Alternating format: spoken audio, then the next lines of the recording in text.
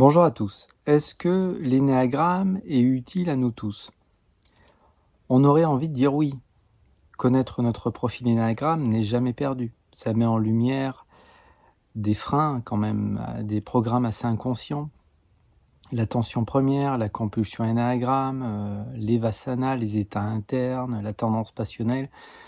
Et c'est vrai que tant que l'on ne met pas en lumière ces aspects-là de notre vie, eh bien nous souffrons sans savoir vraiment pourquoi.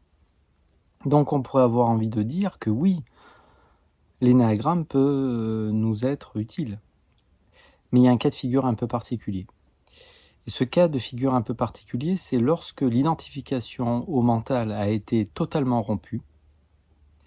Et bien à ce moment-là, l'énéagramme ne nous sert plus puisque l'identification à ce qui nous faisait souffrir, c'est-à-dire notre profil, est libérée. Et quand vous ouvrez la littérature de l'énéagramme, beaucoup d'auteurs de référence vous parlent de la libération. Voilà. Vous savez, il y a vivre notre personnalité énéagramme, on va dire à niveau moyen, entre guillemets, même si la conscience que nous sommes, encore une fois, est déjà parfaite, elle n'évolue pas, ni elle n'involue pas non plus. Regardez, la vie, le miracle, dans chaque cellule de notre corps, donc la conscience que nous sommes, effectivement, est déjà réalisée, pour le dire ainsi.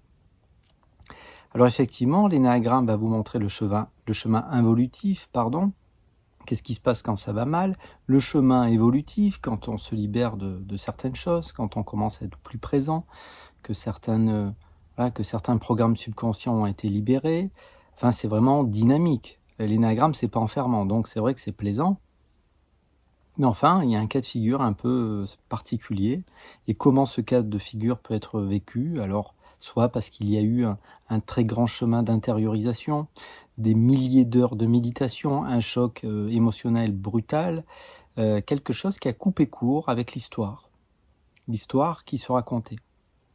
C'est naturel que de pouvoir se libérer de l'identification à la pensée, sinon aucune personne, par exemple, qui fume, aurait pu arrêter de fumer. C'est un exemple, on pourrait en prendre des milliers d'autres. Donc la désidentification à la pensée est possible, et elle est naturelle, et elle est même souhaitable pour notre bien-être. Parce que si on n'arrivait jamais à prendre du recul avec certaines pensées, eh bien malheureusement on serait amené à avoir des comportements qui pourraient nous mettre en danger, et mettre en danger les autres. Alors bien sûr, ça vient malheureusement frotter négativement avec cette phrase qui a été sortie de son contexte, c'est « je pense donc je suis ». Mais malheureusement, ce n'est pas vrai. Je pense donc je suis ne tient pas à l'analyse. Lorsque vous êtes dans le sommeil profond, il n'y a pas d'identification à la pensée. Donc vous ne pouvez pas dire « je pense donc je suis ». Je l'évoquais dans une autre vidéo, on pourrait dire en revanche « je perçois donc je suis ». C'est très terre à terre, c'est concret, c'est spirituel si ça vous amuse, mais à partir du moment où vous pouvez conscientiser, observer une pensée, et nous pouvons tous observer qu'on pense. Vous êtes en voiture, c'est l'exemple que je prends souvent, et vous voyez qu'il y a une pensée qui émerge. Donc vous avez droit de vous dire que j'ai pensé à cela, mais en réalité, dans le vécu au plus intime, il y a un espace, même intime, même léger, entre vous et la pensée, entre la conscience que vous êtes et la pensée. Et ce petit brin de conscience permet, c'est l'exemple que je donnais dans cette vidéo, à certains d'arrêter, par exemple, de fumer. Ou de se dire, non, j'ai assez bu aujourd'hui, c'est bon.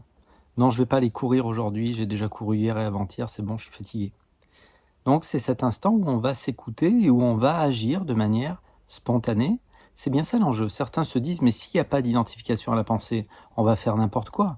Mais qui a créé le chaos sur Terre? C'est les animaux ou c'est l'humain? Donc la désidentification à la pensée est naturelle, et plus vous allez être présent, et plus vous allez pouvoir prendre du recul avec vos pensées, donc voir apparaître votre tendance passionnelle, l'attention première, c'est-à-dire la conscience a tendance à focaliser sur certains aspects sous stress, ou au contraire à fuir certains aspects sous stress, et ça on appelle ça la compulsion, énéagramme, et les états internes et les vasanas, et vous mettez tout en lumière. Et au bout d'un moment, on parle de vécu constant. Et à ce moment-là, on parle de libération. Après, vous jouez avec l'identification mentale. Et cette identification, naturellement, ne met personne en danger parce que la vie prend soin de la vie, encore une fois. Regardez ce qui se passe dans la nature. Est-ce que nous sommes inférieurs aux animaux? C'est une belle question. Si nous sommes inférieurs aux animaux, peut-être que nous nous mettons en danger s'il n'y a plus l'identification à la pensée. Si ce n'est pas le cas, alors on est en sécurité. C'est l'élan du cœur, c'est l'élan spontané de vie. Et ça, effectivement, concerne très peu d'êtres. Alors effectivement, certains êtres vont avoir une présence, ils vont conscientiser certaines choses dans leur vie. Mais effectivement, si ça se déploie à tous les aspects, alors, à ce moment-là, le profil énéagramme est vu comme un objet immatériel, mais un objet. Donc, je ne suis plus mon profil énéagramme. Et à ce moment-là, on va définir qu'effectivement, il y a libération de l'énéagramme. On ne vous le dit jamais, mais le but de l'énéagramme dans l'absolu, c'est de le faire disparaître. Ici s'arrête cette toute petite causerie, un petit pouce, vous abonner si vous le souhaitez, peut-être. À bientôt. Au revoir.